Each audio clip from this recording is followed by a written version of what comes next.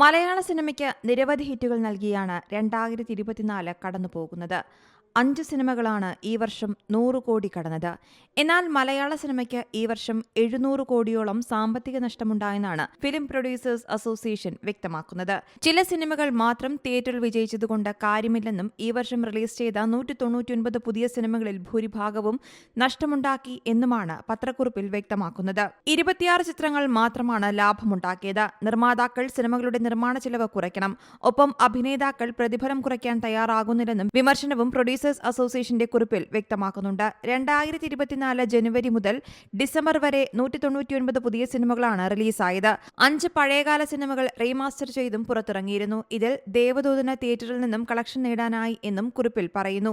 199 സിനിമകൾക്കായി ആകെ മുടക്കിയത് 1000 കോടിയാണ്. ഇതിൽ 300 മുതൽ 350 കോടിയുടെ ലാഭം മാത്രമാണ് മലയാള സിനിമയ്ക്ക് നേടാനായത്. 5 സിനിമകളാണ് ഈ വർഷം മലയാളത്തിൽ നിന്നും 100 കോടി കടന്നത്.